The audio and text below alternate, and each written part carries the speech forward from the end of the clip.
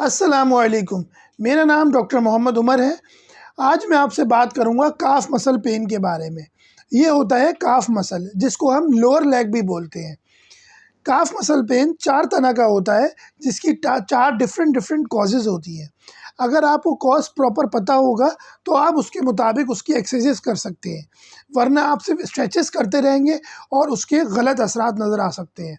तो आज मैं आपको बताऊंगा कि कॉज़ आपको कैसे पता लगेगा और आपने उसमें कौन-कौन सी एक्सरसाइजेस करनी है। तो एंड तक वीडियो देखिएगा, ये बहुत इन्फॉर्मेटिव होने वाली है। तो ये होता है हमारा काफ मसल। ये 2 मसल से मिलके बनता है। पहला मसल होता है गैस्ट्रोनोमियस और दूसरा होता है सोलियस मसल।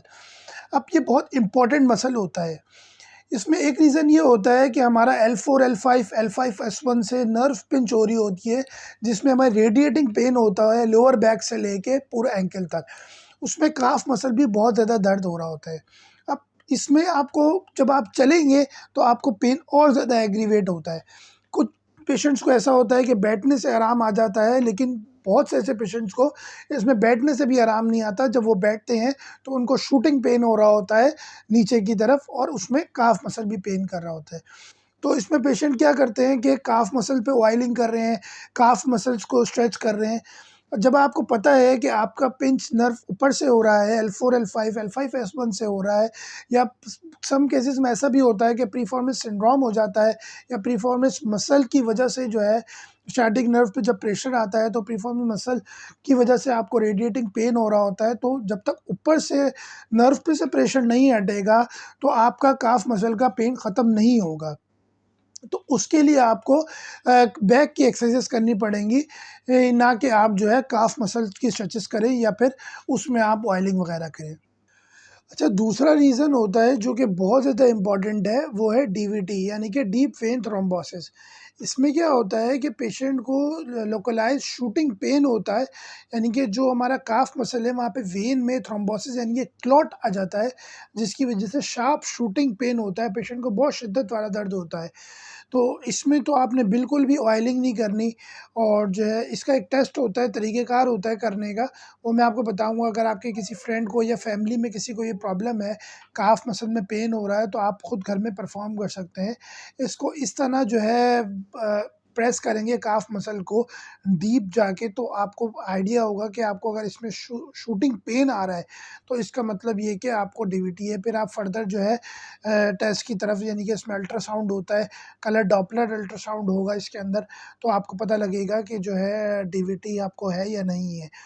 तो ये ज़्यादातर डायबिटिक पेशेंट्स को होता है, जिनको थायराइड होता है उनको बहुत ज़्यादा होता है, या ज़्यादातर वो पेशेंट्स जो या तो लॉन्ग स्टैंडिंग का काम करते हैं या फिर लॉन्ग सिटिंग का काम करते हैं, उनके जॉइंट में मोबिलिटी नहीं होती, उनको बहुत ज़्यादा ये प्रॉब्लम देखी गई है कि उनको डीवीटी की वजह से जो है ना काफ मसल में पेन हो रहा होता है। तो इसमें आपने ऑयलिंग बिल्कुल भी नहीं करनी, मसाज बिल्कुल भी नहीं करना, क्योंकि होता ये है कि ये रिवर्स होके क्लॉट लंग्स में आपके जाके आपको सडन डेथ करा सकता है। तो ये एक लाइफ थ्रेटनिंग कंडीशन भी होती है। तो आपको इसका ख़ास तौर पे जो है ना ख़्याल रखना है कि आप इसके प्रॉपर जो है डायग्नोज़ करें, और अगर आपको डीवीटी है तो इसका एक प्रॉपर जो है ट्रीटमेंट दें। अच्छा, ये एक तीसरी कंडीशन होती है काफ स्ट्रेन। ये ज़्यादातर प्लेयर्स को होता है, ख़ास तौर पे उन प्लेयर्स को जो बैडमिंटन खेलते हैं या फिर टेनिस खेलते हैं, क्योंकि उसमें एक जर्की मूवमेंट आती है। क्योंकि उसमें एक शॉट मारना होता है और फिर रुक जाना होता है, फिर एकदम शॉट मारना होता है, तो उसमें जर्की मूवमेंट आती है, उसकी वजह से काफ में स्ट्रेन हो जाता है। तो ऐसी कंडीशन में आप within 24 hours to 48 hours icing करेंगे, कोल्ड थेरेपी करेंगे उसको। इसमें आपने बिल्कुल भी स्ट्रेच नहीं करना। कुछ पेशेंट्स इसको स्ट्रेच करना शुरू कर देते हैं, तो उसमें जो आपके फाइबर्स होते हैं वो और जो है ना पटने वाली पोजीशन पे आ जाते हैं। तो इसमें आपने बिल्कुल रेस्ट करना है, और 24 आवर्स तक जो है ना आपने इसको कोल्ड थेरेपी देनी है। उसके बाद हम इसको हीट देते हैं, अल्ट्रासाउंड थेरेपी करते हैं, जो थेरेप्यूटिक फिजियोथेरेपी में जो अल्ट्रासाउंड थेरेपी यूज़ होती है वो करते हैं। और फिर कुछ एक्सरसाइजेज होती हैं इस मसल स्ट्रेन में, जो कि मैं आपको इंशाल्लाह नेक्स्ट वीडियो में बताऊंगा कि काफ स्ट्रेन में आपने कौन कौन सी जो एक्सरसाइजेज टेक्निक अब अप्लाई करनी है। लेकिन आपने इसको स्ट्रेच नहीं देना, रेस्ट करना है, और इनिशियल स्टेज में आपने इसको कोल्ड थेरेपी करनी है। अच्छा, चौथी कंडीशन होती है मसल्स क्रैम्प।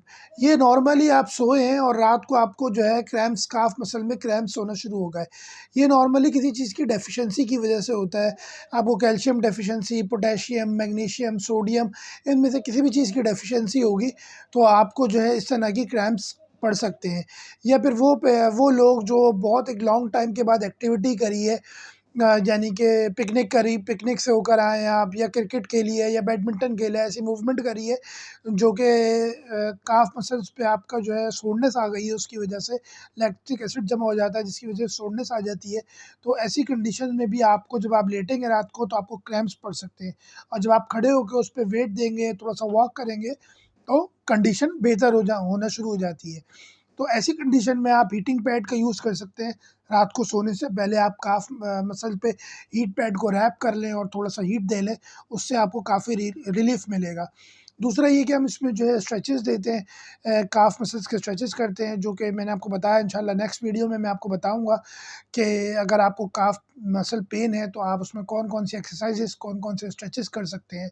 तो अगर आपको ये वीडियो पसंद आई है तो आप लाइक करें, शेयर करें और हमारे चैनल को सब्सक्राइब करें।